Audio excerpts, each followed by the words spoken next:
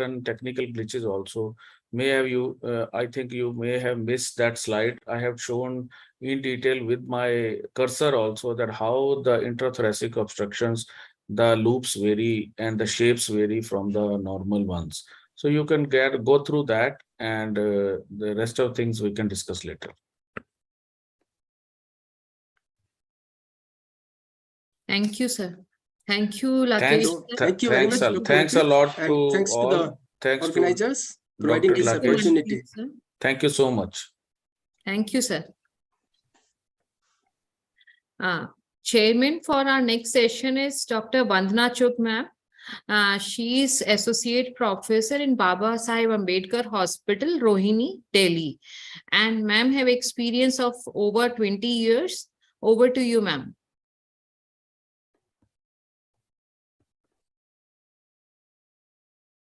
Yeah, good morning, everyone. Good morning. We will be covering. Am I audible? Yes, ma'am. You are audible. Yeah. Good morning, everyone. We will be covering two very important topics in this session, the capnometer and capnography. And second is breathing circuits and their clinical implication. Now, capnometer is considered to be essential monitoring device during anesthesia to ensure patient safety. Therefore, a comprehensive understanding of capnography has become mandatory for all anesthetists, be it in OR or in ICU. Now, I call upon Dr. Nisha Kashru from Dr. RML Hospital to speak on capnometer and capnograph. Madam.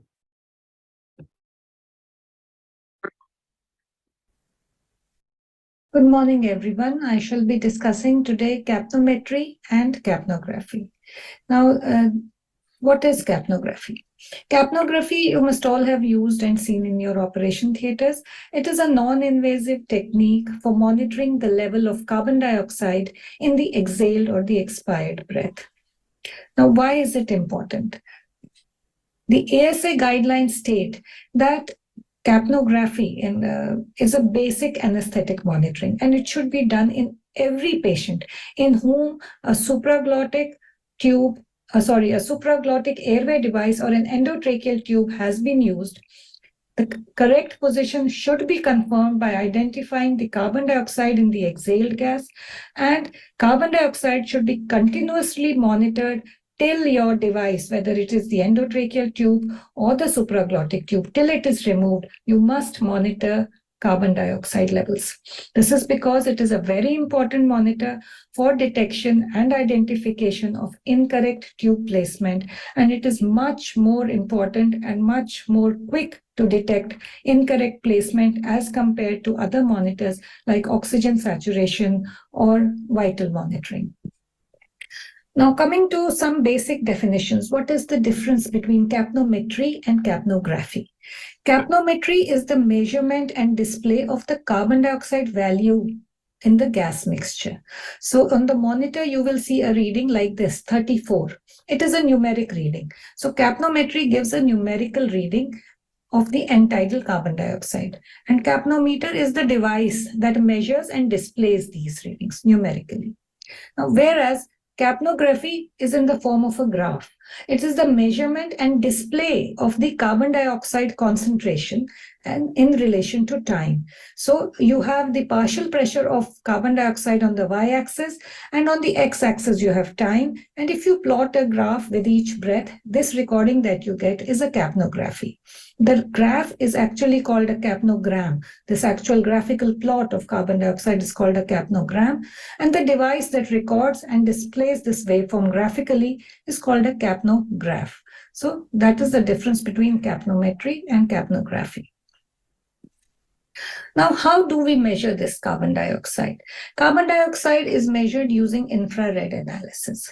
The principle of that is whenever there is a gas which has two or more dissimilar atoms, for example, in carbon dioxide, you have carbon and oxygen, or nitrous oxide, or one of our halogenated agents, they all have dissimilar atoms in their molecule. So these gases have a specific and a unique infrared light absorption system.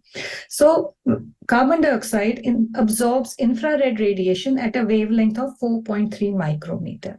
So what you do is that there is this is the equipment principally, basically speaking, there is an infrared lamp which gives infrared radiation, and the carbon dioxide molecules in the sample chamber will absorb the radiation with a wavelength of 4.3 micrometer. Whatever radiation is not absorbed passes through the filter, and then it is detected over here. So basically what happens is that the amount of radiation absorbed is proportional to the number of carbon dioxide molecules or its partial pressure in this chamber. And the remaining infrared radiation, which does not get absorbed, produces heat, which is then measured by a sensor. So the amount of infrared radiation which is absorbed depends on the partial pressure of carbon dioxide. Hence, the amount of radiation reaching the sensor is inversely proportional to the amount of carbon dioxide in the gas mixture. And that is how you detect. You compare it with the sample gas, and then is how you detect what the level of carbon dioxide is, and that is judged by the sensor. Now, what are the type of analyzers that we have for detecting the levels of carbon dioxide? There are two types, side stream analyzers and mainstream analyzers. So this depends on the position of the sensor. In the side stream analyzer, the sensor is to the side, and in the mainstream, it is within the mainstream, as the words are self-explanatory. So the side stream, and in the side stream analyzer, there is a small amount of gas which is transported from the sampling site, and then it is transported through a sampling tube to the sensor, which is placed at a distance or remote from the sampling site itself. So this is a side stream analyzer. It utilizes a sampling tube. Usually this is a very small bore sampling tube, about 1.2 millimeters in diameter. Length can be between 1 to 2 meters. And this transports some amount of gas to the sensor. You must have seen it in your operation theaters. This is the port from where the gas goes, and this is the sampling tube connect. This is gas is being taken from the connector over here, from the breathing circuit. Now, whereas in the mainstream analyzer, there is no diversion of the gas. The gas is measured by a sensor which is located directly in the gas stream between the patient and the breathing circuit. So there is no remote location of the sensor. The sensor is directly present in the breathing system, and so it is called a mainstream analyzer. Now, both of these have some advantages and some disadvantages. So if I look at the advantages of the mainstream analyzer, obviously they are compensating for the disadvantages of the side stream analyzer. Now, the side stream analyzer, because the gas has to be transported from the sampling site to the sensor, there is a delay in the recording. So a mainstream analyzer has a faster response time. It gives a more immediate recording, whereas in the side stream analyzer, there may be a delay of up to 4 milliseconds. No gas is removed from the breathing system in the mainstream analyzer. So you don't need to compensate for that by increasing the fresh gas flow. Whereas in the side stream analyzer, some gas is definitely removed, around 150 ml per minute may be removed towards the sensor, and you need to adjust your fresh gas flows accordingly. Then water and secretions can be a problem in patients in whom the side stream analyzer is being used. So you usually need a water trap also to be placed. And contamination by fresh gas can also occur in side stream analyzers if your sampling tube is very close to the fresh gas flow site. So it should not be kept close to that site. It should be closer to the trachea to get a more accurate reading of the end-tidal carbon dioxide. The mainstream analyzer also doesn't need the sampling tube, etc. So it uses fewer disposable items, and there is less of an hassle. However, the sensor itself will add weight to the breathing system, and once it adds weight, it can lead to leaks, disconnections, obstructions, and increase and it can become dislodged. Also, it increases the dead space of the circuit.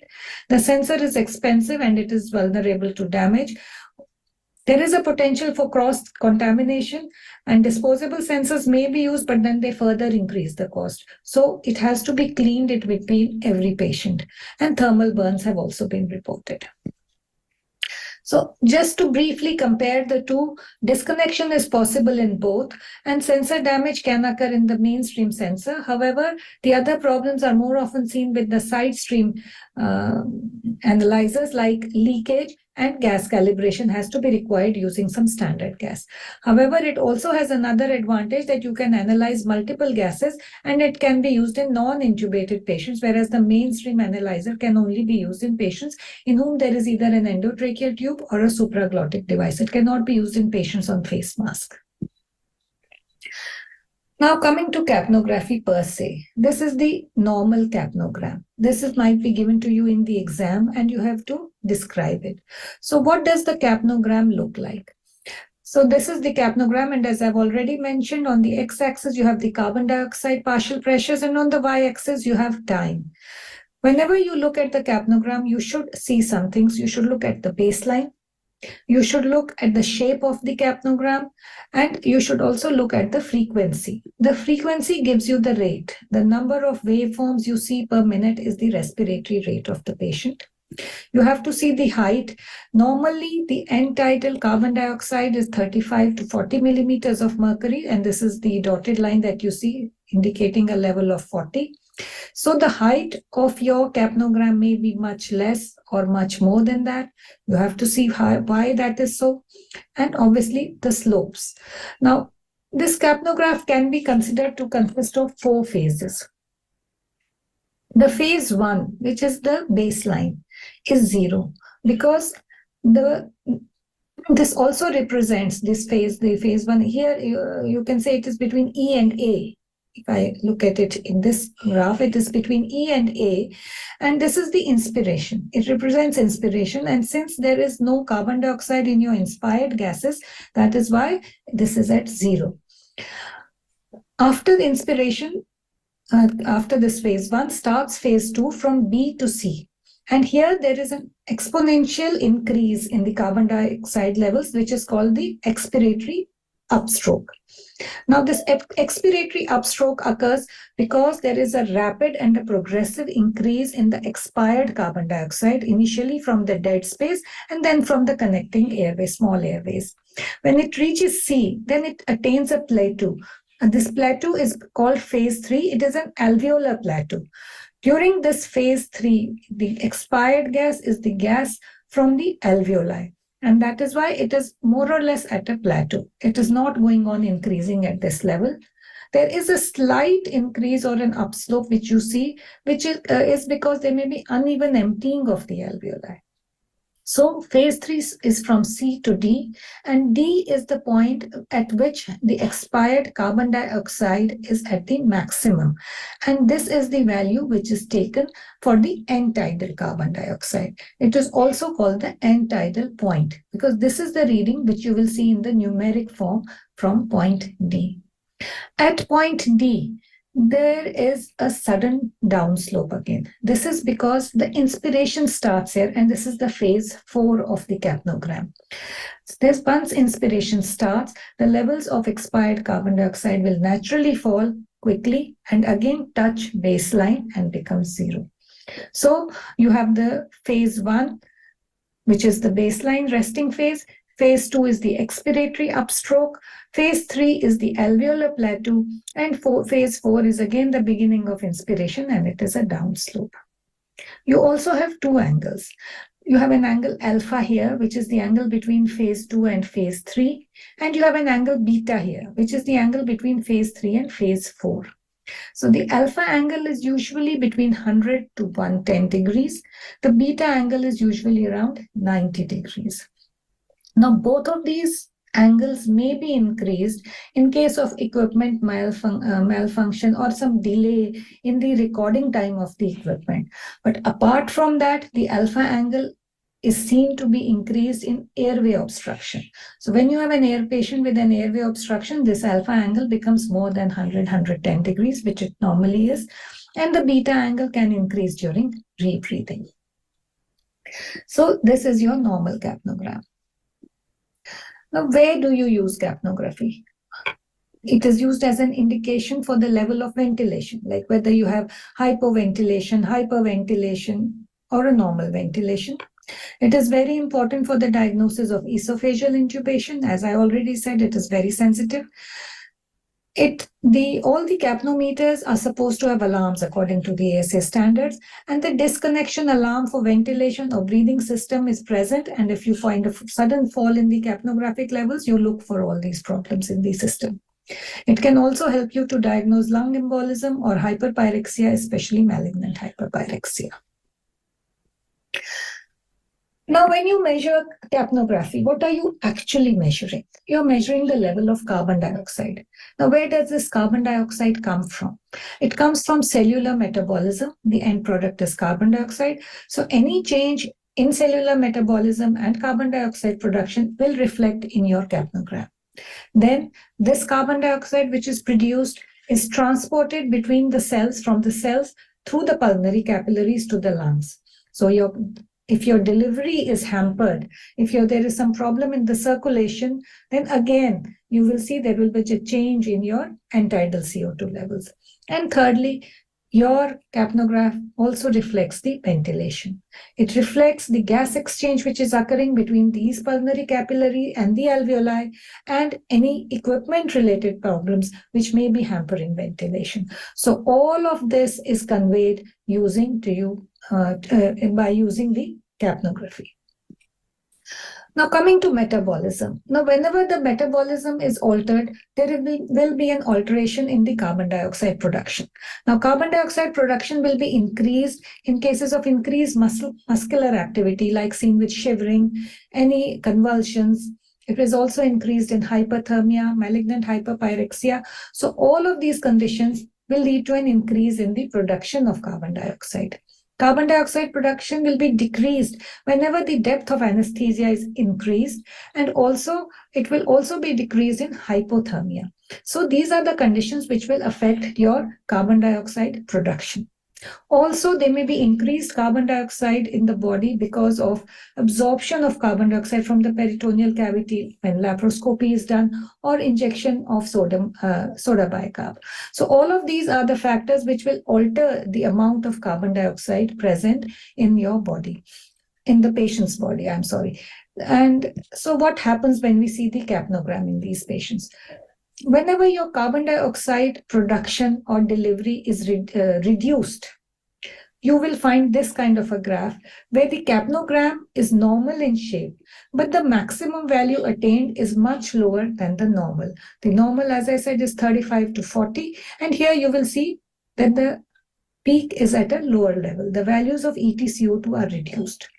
So this is not only seen with the reduced carbon dioxide production and delivery, this is the picture you will also see with hyperventilation. Whenever you are giving a higher respiratory rate or a higher tidal volume to the patient, this is the picture that we will see, because your end-tidal CO2 will become low.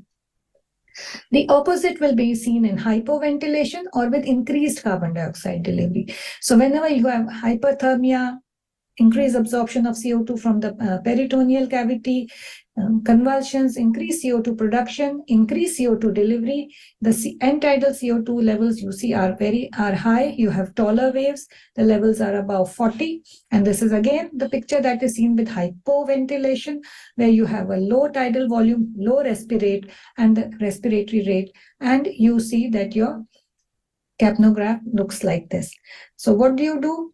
You obviously look for the cause. If it is a metabolic cause, if there is a fever, if there's a convulsion, all those things, you have to manage that.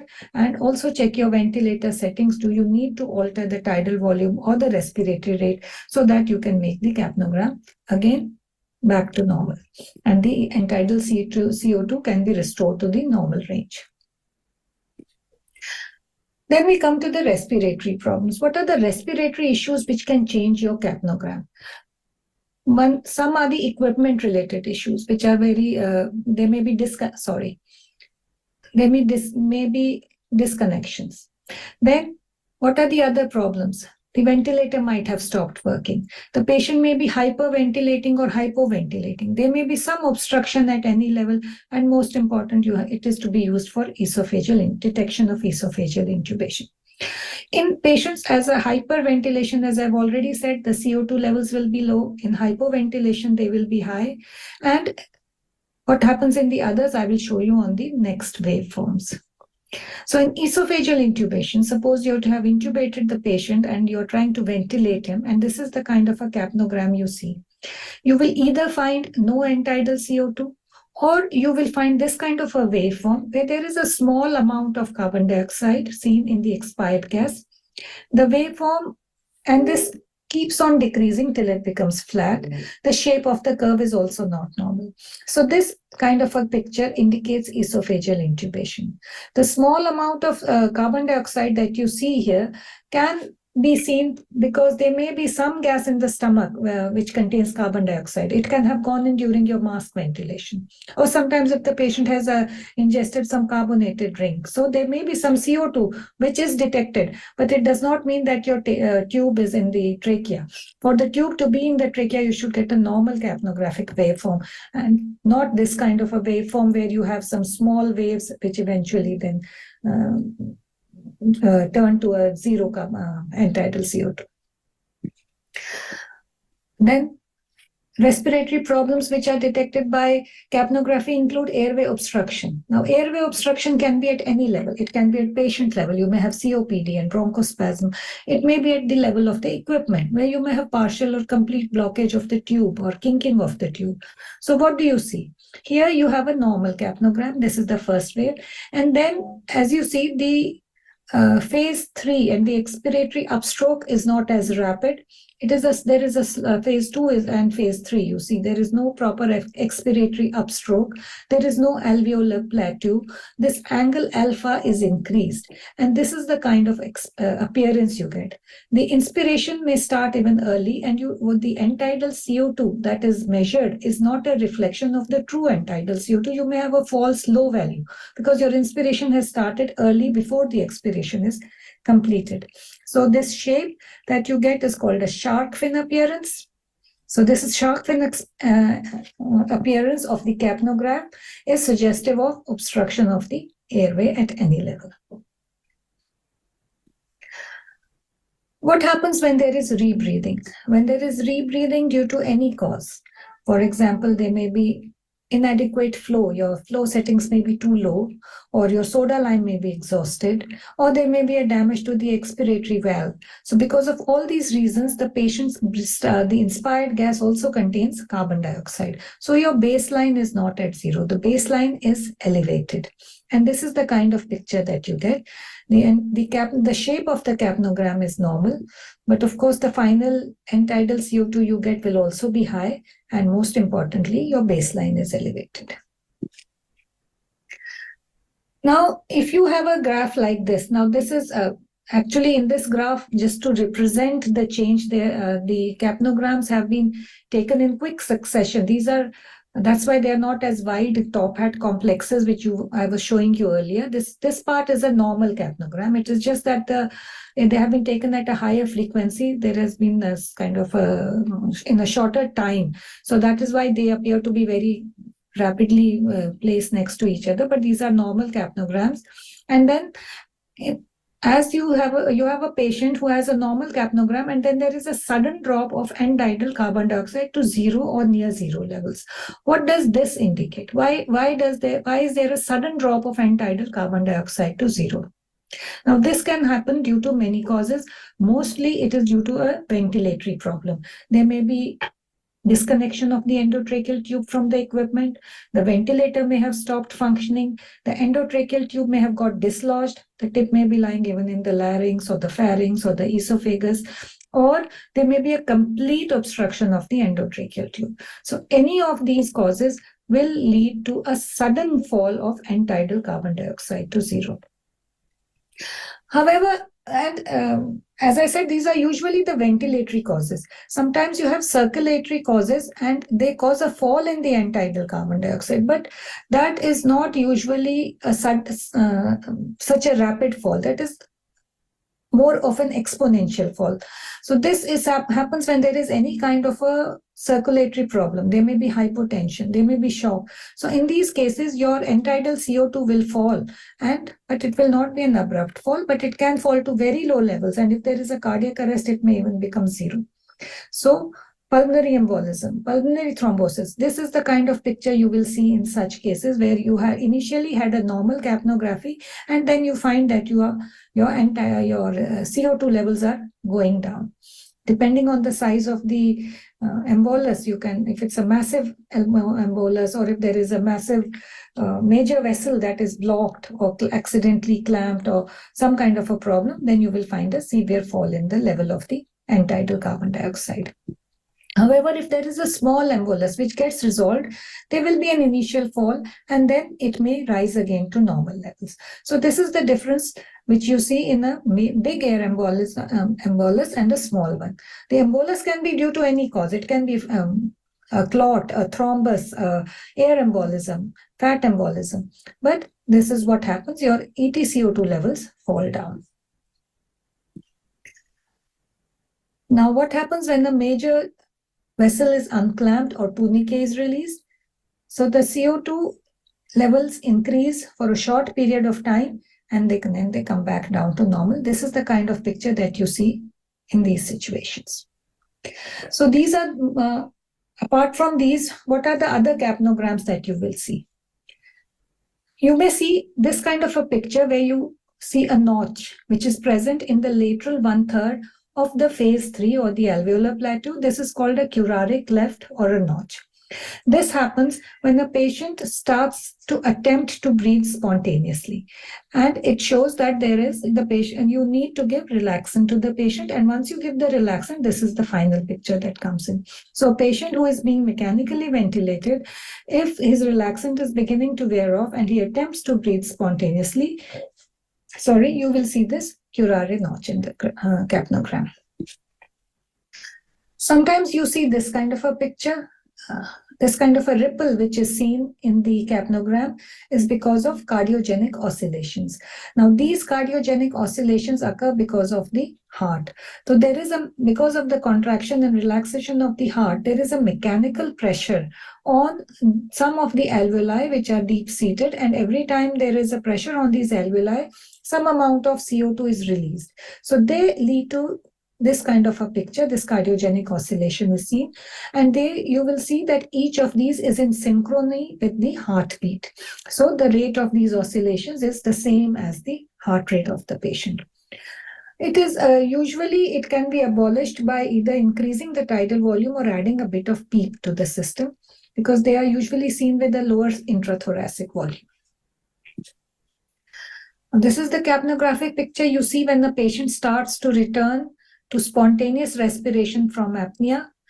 And initially there are small breaths, and later the tidal volume increases till it becomes a normal capnograph. So this can occur after return of respiration after a respiratory arrest, or even after the effect of a relaxant wears off.